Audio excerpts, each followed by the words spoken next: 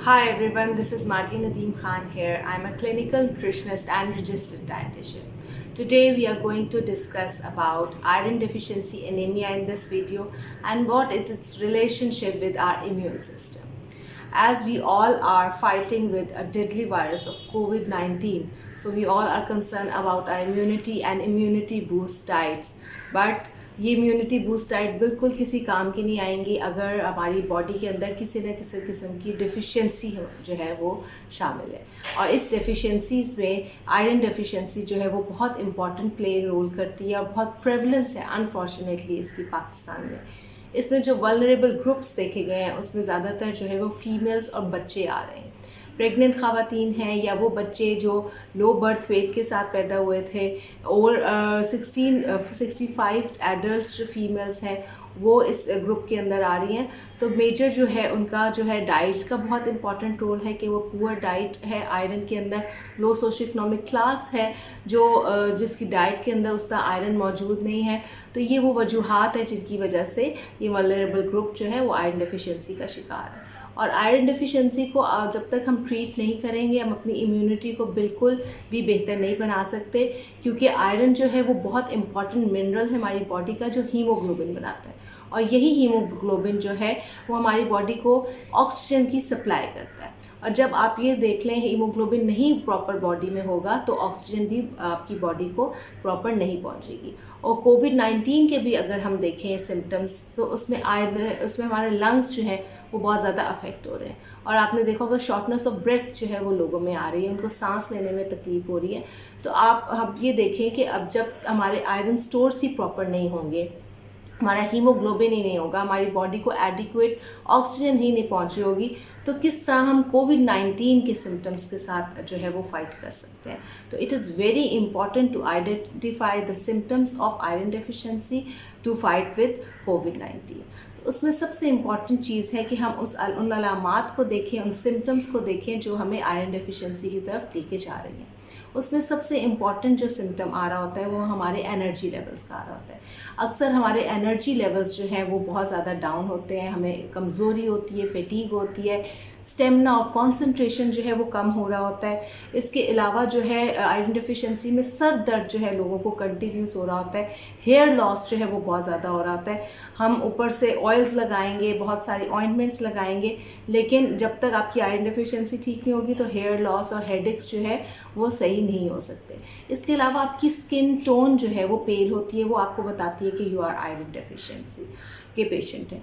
इसमें हमारे पास और भी फिजिकल साइंस आ रहे होते हैं जिसमें नेल्स जो हैं वो आयरन डेफिशिएंट पेशेंट के बता रहे होते हैं कि इसमें आयरन डेफिशिएंसी है। ब्रिटल और काफ़ी सख्त नेल्स होते हैं, स्पून शेप के इख्तियार कर गए होते हैं ये नेल्स। इसके अलावा जो टंग है हमारी ज़बान के ऊपर बहुत सारे छाले जो हैं वो बनना शुरू हो जाते हैं।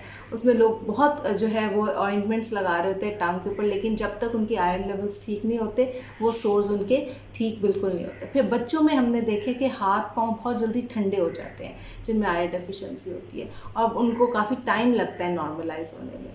इसके अलावा जो है हमने फीमेल्स और बच्चों में देखा है कि वो उनमें नॉन न्यूट्रिटिव मटेरियल की क्रेविंग्स जो है वो बहुत ज़्यादा होती है। बच्चों में आइस की, बर्फ़ की क्रेविंग जो है वो देखी गई है। फीमेल्स में प्रेगनेंसी के दौरान जो है वो पाउडर और मिट्टी की क्रेविंग्स जो है वो देखी गई है, जो नॉन न्यूट्रिटिव मटेरियल है जिनका बॉडी में कोई रोल नहीं होता और आम ज़िंदगी में हमें उसकी तो बिल्कुल भी क्रेविंग्स नहीं हो रही होती। इसके अलावा भूख जो है वो बहुत ज़्यादा कम हो जाती है आयरन डेफिशिएंसी में। तो ये कुछ मेन अलामात हैं जिनका हम सबको पता होना बहुत ज़रूरी है कि अगर हमारे इर्द गिर्द कुछ लोगों में हमें नज़र आ रही है, हमारे अपने अंदर आ रही है, तो हम इंडिकेशंस हमें मिल जाएंगी कि आयरन डेफिशिएंसी है और हम लैब टेस्ट करवाएं, लैब वैल्यूज़ कराएं जिसमें हम हीमोग्लोबिन चेक करवा सकते हैं। आयरन स्टोर्स जो हैं उनके लिए हम फेरेटिन लेवल्स, ट्रांसफेरेंट लेवल्स जो है उनका चेक कराना बहुत ज़रूरी है ताकि हमें प्रॉपर प्रोफाइल हमारी पता चल जाए कि हमारी आयरन डेफिशिएंसी कितनी है, हम उसको किस तरह ट्रीट कर सकते हैं। एज अ डाइटिशियन जो है वो मैं आपको क्या रिकमेंड करना चाहूँगी कि डाइट के अंदर आप क्या ले सकते हैं जिससे आपके आयरन स्टोर्स भी बेहतर हो जाए और आप आयरन डेफिशिएंसी से भी बाहर निकल आए। इसमें जो है हमारे पास दो मेन टाइप्स ऑफ आयरन आ रही होती है जो हमारी डाइट में हमें मिल रही होती है। एक हमारे पास हीम आयरन है और एक हमारे पास non heme iron. Heme iron की अगर हम बात करें तो जितने भी एनिमल सोर्सेज हैं वहाँ से हमें ये आयरन मिल रहा होता है। और यही एनिमल सोर्सेज में हमारे पास बीफ है, मटन है, एग्स है और ऑर्गन मीट्स आ रहे होते हैं। ऑर्गन मीन्स कि हम बहुत सारे लोग कलेजी और गुर्दे और इस किस्म के ऑर्गन मीट्स बकरे के खा रहे होते हैं, चिकन के ले रहे होते हैं, तो इसमें जो है आयरन काफ़ी मिकदार में शामिल होता है। लेकिन आयरन सोर्सेज का ये मतलब बिल्कुल नहीं है कि आप डेली बेसिस पे आप इनको लेना शुरू कर दें। आप कभी कभी इनको अपनी डाइट में इस्तेमाल कर सकते हैं, क्योंकि इसमें काफ़ी मिकदार में कोलेस्ट्रॉल भी शामिल होता है, जो बैड कोलेस्ट्रॉल होता है और वो हमारी इंसानी सेहत के लिए नुकसानदेह है। तो इन चीज़ों को हम अपनी डाइट के अंदर इनकॉर्पोरेट कर सकते हैं, क्योंकि इन जितना हमें हीम आयरन से मिलेगा वो हमारी बॉडी में उतना अच्छा एब्जॉर्ब भी होगा, वो हमारे ब्लड सेल्स को उतना अच्छा पहुंचेगा भी।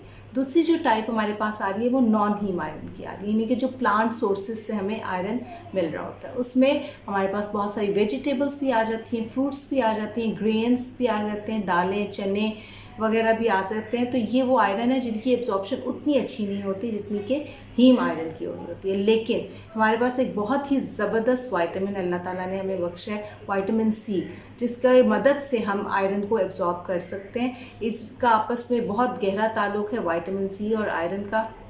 वाइटामिन सी जो है वो आयरन की एब्जॉर्प्शन में बहुत मावन किरदार अदा करता है।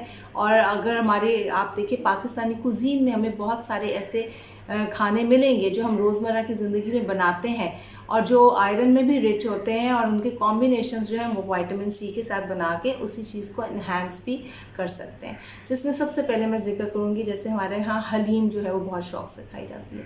हलीम के अंदर अगर हम बात करें तो उसमें हमें मुख्तलिफ़ किस्म के दालों का मिक्सचर होता है, उसमें अनाज भी होता है। आप चिकन और मटन में उसको कुक करते हैं तो उसके बाद उसकी जो गार्निशिंग है वो बहुत हेल्दी होती है।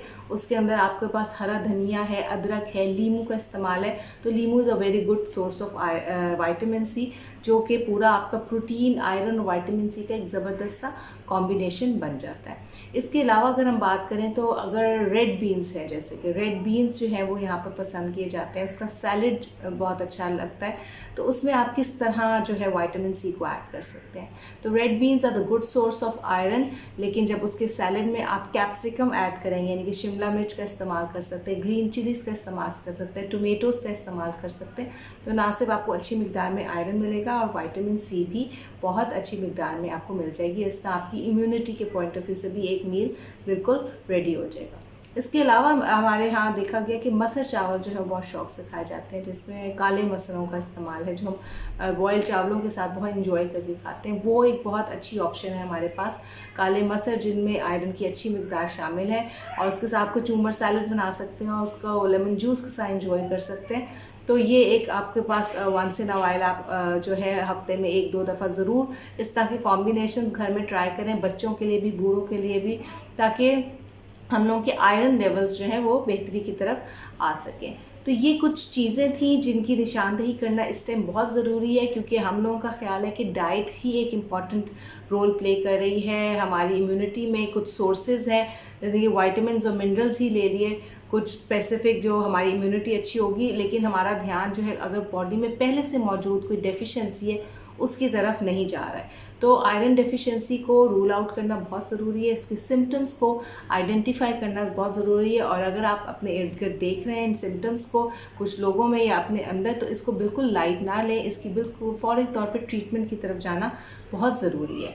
इसके अलावा कभी कभी हमें सप्लीमेंट्स का इस्तेमाल भी करना पड़ता है आयरन के, तो उनका भी एक टाइम होता है जिस टाइम आप सप्लीमेंट्स लें तो उनकी अच्छी एब्जॉर्प्शन होती है। उसमें अगर आप खाना खा चुके हैं तो आप खाने के 2 घंटे बाद आप आयरन सप्लीमेंट लेंगे, और अगर अभी आपने खाना खाना है तो 1 घंटे पहले आप आयरन का सप्लीमेंट लेंगे, तो वो आपके लिए ज़्यादा बेहतर है। इसके अलावा जो है कुछ ऐसे दुश्मन केमिकल्स भी हैं जो आयरन को बिल्कुल एब्जॉर्ब नहीं करने देते हमारी बॉडी में, वो हमारी चाय और कॉफ़ी में पाए जाते हैं।